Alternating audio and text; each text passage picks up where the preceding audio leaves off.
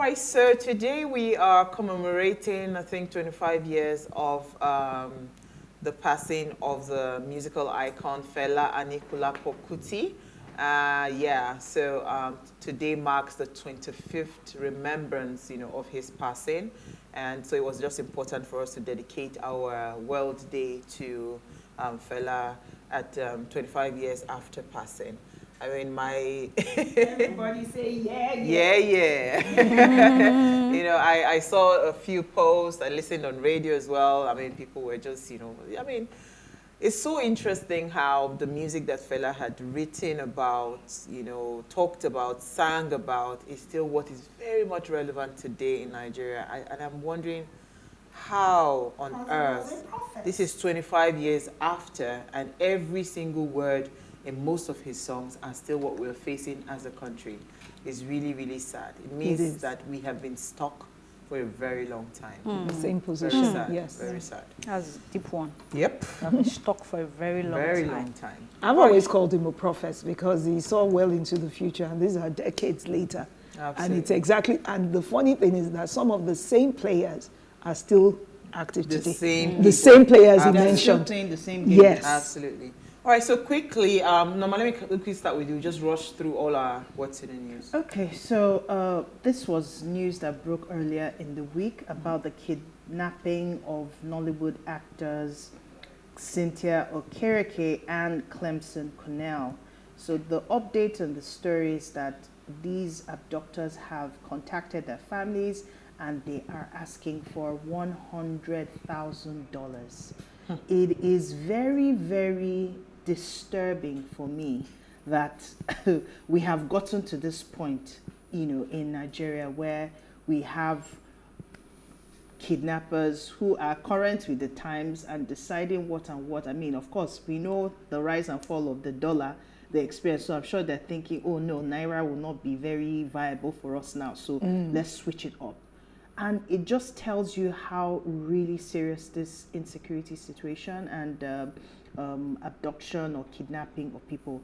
They target people who actually can have people that can rally round to get this money, even when they don't have it for themselves. It's a business. And it has become so lucrative now. They target the people and then they demand big prospective profits. And nothing has been done till now to curb this situation. So it's really concerning for me. Very. Elsie, quickly, your story. Okay, so the Nigeria's House of Representatives passes the Nigeria's Startup Bill.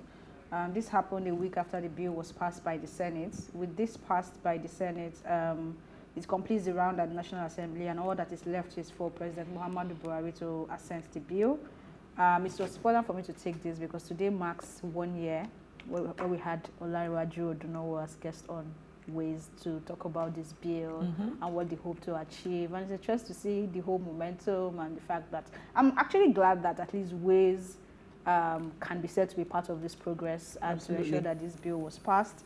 It hopes to bridge the engagement gap between the startup and regulators, and also ensure that regulations that are harmful to Nigeria's tech ecosystem are shut down. So we're looking forward to President Muhammadu Buhari doing the final bit. And congratulations to the ecosystem, if I can say so myself. Absolutely. Right. We have so many startups here and there, So my story, I actually wanted to get something like a soft pedal, sex workers in Benin. What is soft pedal? It's a soft pedal, my darling. Speaking for the union. There is a communique, right? It's called Kick Out Prostitution. That is from the from the streets of Edo State, right? Key areas are Ihama Axis, GRA Axis, Sapele Road, Sapomba, Ugbowo, Dawson Axis, Upper Mission Extension, Eweka Road, and I think brothels and motels. So the Edo State government had put out, this kick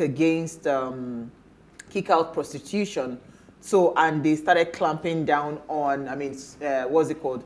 Prostitutes. If you see them scrambling up and down and all of that. So now the story is that more sex workers have become tomato sellers.